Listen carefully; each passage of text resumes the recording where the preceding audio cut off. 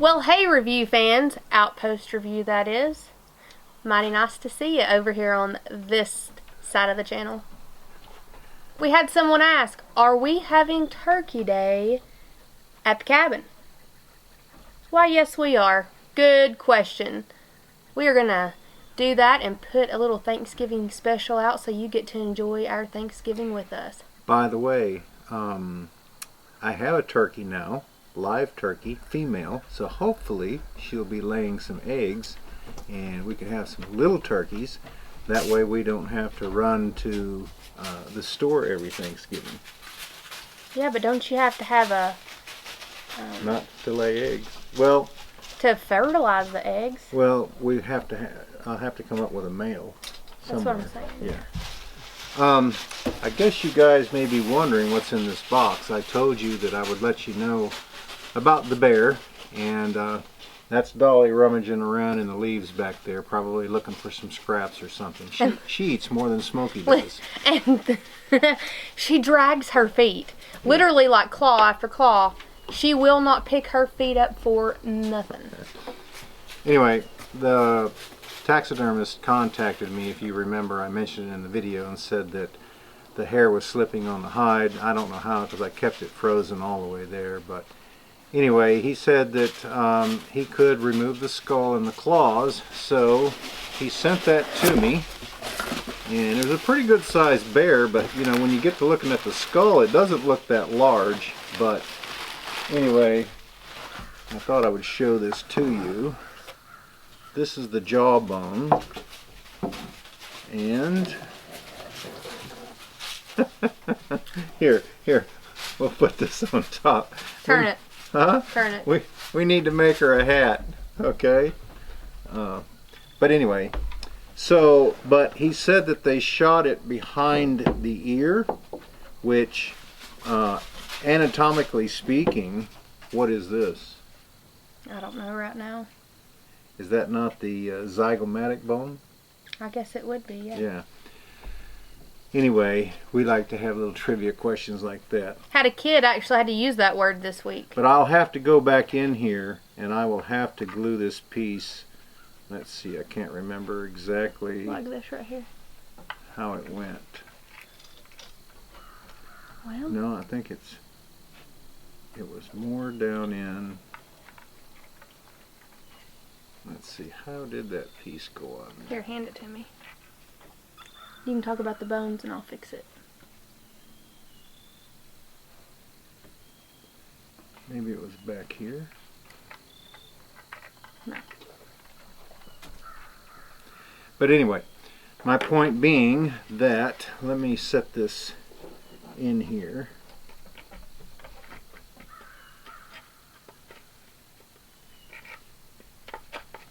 Get it right.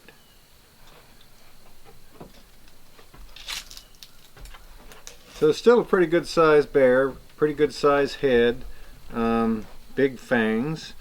I think it dressed out like 354 pounds, I think it was. Smokey, this is not for you, big buddy. Yeah. But anyway, I've got the skull, and then he said that one of the toes was damaged. But I got the claws, and what my intentions are doing is making my son and I, because I don't think a girl would wear this, but making Patrick #1 and I a bear claw necklace. So I have to go by Hobby Lobby and get some beads, because they will have to be separated with some beads. But here, let me show you.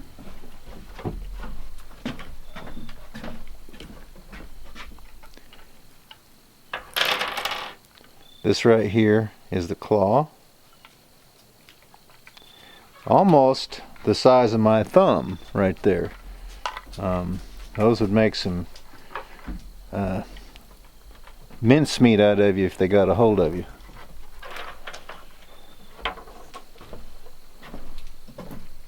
I had it fit on there one day. Well, honey, it's like looking for the first piece of a puzzle, a 1,000-piece puzzle. Ain't happening. I don't think any more of it's broken off.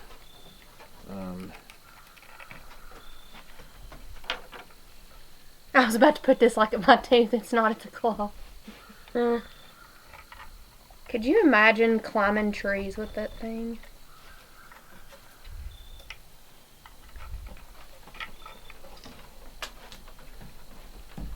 I can't really remember how in the world that thing went on there.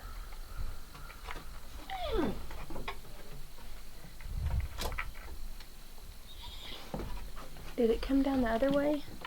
Did this fit right here?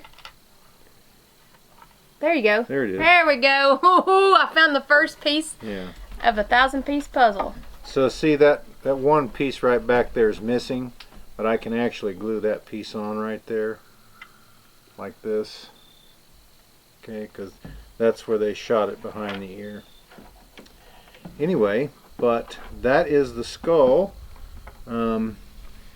It was $100 to bleach it out and send it to me and take the claws and so forth. So anyway, but I did contact the guy that brought me the bear. He said he was going to try to get me another one, and hopefully we could do it locally, you know, and get it done.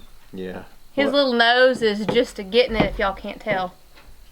Well, you see that? Huh? What is it? Huh? Is it a bear? Huh? Is it a big bear? Some people think you're a big black bear. We thought we would try to answer a few questions for you guys. So without further ado, Dad, does the wood stove heat the house well? I think it heats the house pretty good, because the fire can actually go out and I can wake up, you know, close to daylight or whatever, and it's still above 70 in there. And now sometimes it gets up and I have to open the door, you know. I try to dampen it down and regulate it, but it does get a little toasty in there sometimes. You all, I got here at about 12:30 today, and now it was frosty last night, because there was frost on the ceiling of the outdoor kitchen out here when I got up this morning. So I got here about 12:30, and this is the first time I've really been in the house with it enclosed, obviously, and the fire going. It was hot, like as in hot, like I began to sweat hot. Like underwear comfortable, right? Yeah. Ugh. Wouldn't need no blanket for that mess. My grandfather used to keep the house so warm, he would sit around in his boxers and his little strap type t-shirt, you know, and people come up and visit. Of course, if they were family, you know, he'd just sit there. But yep, I remember those days. Sheesh, it was hot. So, next question, Dad. What timber oil preserver do you prefer? And what exactly were you rolling on the wood for the finish? The best that I have found so far, it's what I used on the cabin. It's what I used on most of everything that I've done around here. It's Australian timber oil. Yeah, I've answered this question many times. But yeah, it's Australian timber oil. It's made by Cabot. It's more expensive than the others, but it's got tung oil and linseed oil mixed with some other iron oxide, I think, for UV rays and things like that. But it does a really good job, and it goes a long way. Yeah, it does. So I think it's about $229 for a 5-gallon bucket.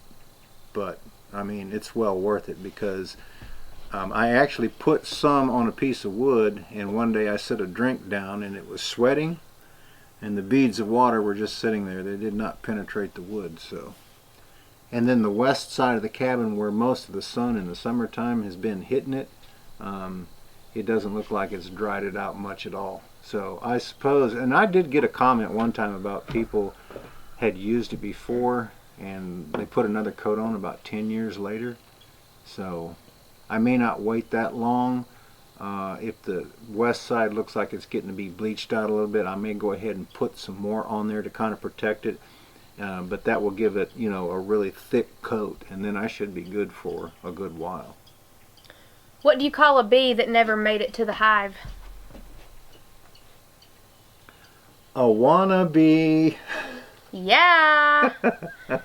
And so I'm going to go ahead and ask another question that I feel people will probably ask. What is that you're wearing on your left wrist? This is Smokey's choke collar. When he was a puppy back in, let's see, next month will be a year that I've had him. Yes. Because we had just got the stove. The cabin wasn't really even started at that point. It had plastic all the way around it. You remember that? And I turned around, we were loading the stove in there, and Jennifer had snuck and got Smokey and brought him up here. But he was actually wearing this little bitty collar around his neck. And now it could be actually a foot ankle bracelet. But yeah, I just stuck it on there because she had it one day, and I just clipped it around my wrist, and it's been on there since then. I'm going to see if I can try to find a picture of him and show everybody what he looked like a year ago.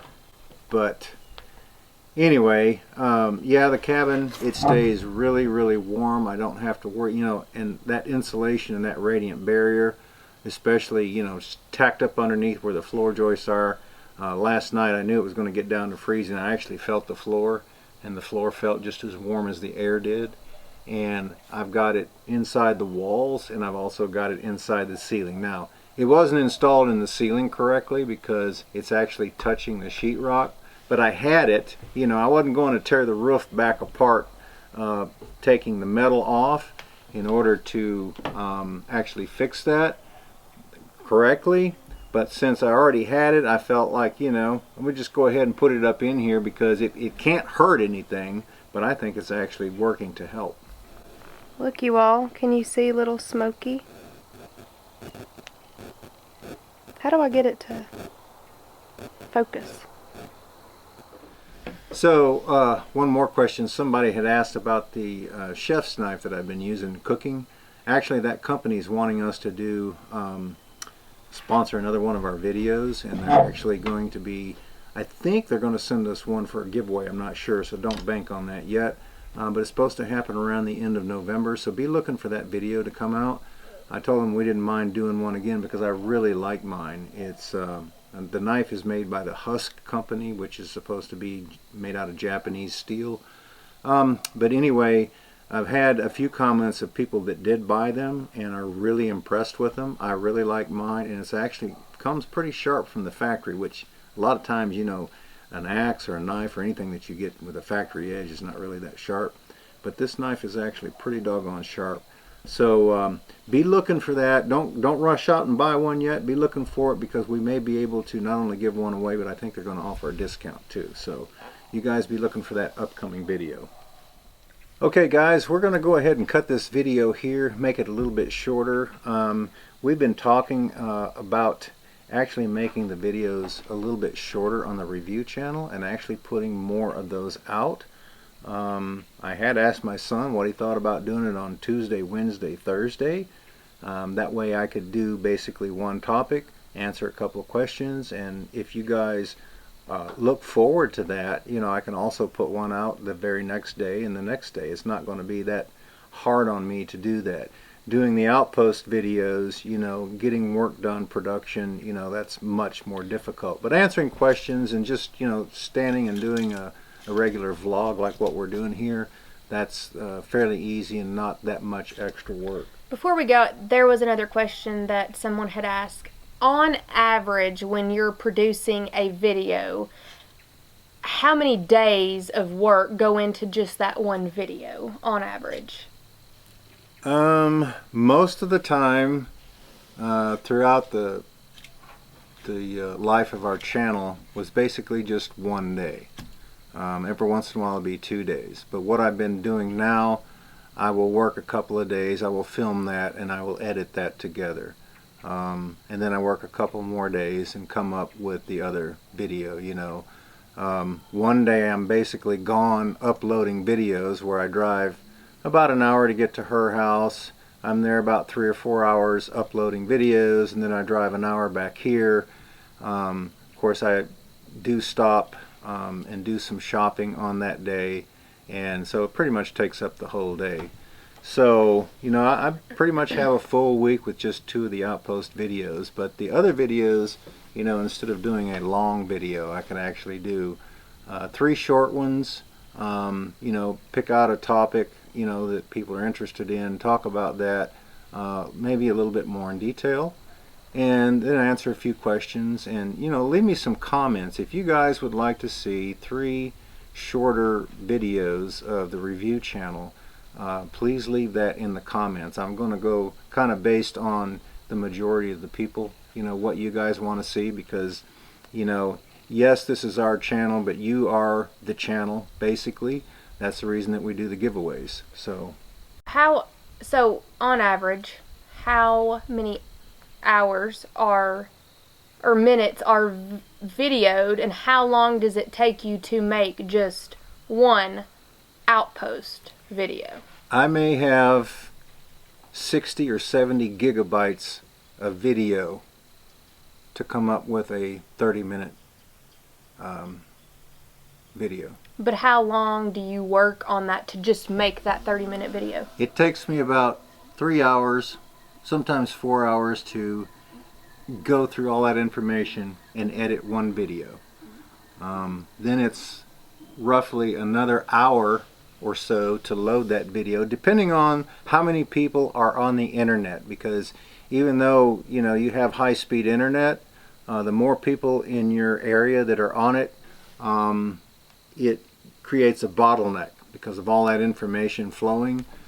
So you all, I kid you not, he works every single day. So I probably spend one whole day just editing the 2 videos and getting the review channel video, which is much easier, out to you guys, and another day to basically upload them, like I said, and then the other 4 days, you know, go into pretty much, you know, producing and making the video. So anyway, well guys, we're going to go ahead and cut this off here. Like I said, we've been rambling on, sorry about that, but if you're interested in seeing 3 short ones a week, that way you got 2 Outpost videos, one on Monday, one on Friday, and then 3 short review. Basically taking a 30-minute and chopping it up 3 times and making 3 small videos out of it. So they probably be anywhere from, you know, 10, 12, 15 minutes long. But let us know what you think. And if that's something that the majority wants, you know, we'd be happy to deliver. Anyway, we hope that you guys have a great evening. Thank you so much. Jennifer, Patrick, my son, and I, we can't thank you enough for supporting both of our channels. We hit that 40,000 mark. We're so excited. We are. We're looking forward to moving on up to the next tier so that we can increase the value of the giveaway for you guys, along with our regular monthly giveaways. Moving on up to the top. All right, guys. Peace. Yeah. Everyone take care. Have a great day. We look forward to seeing you back up here at the cabin again next time. Bye.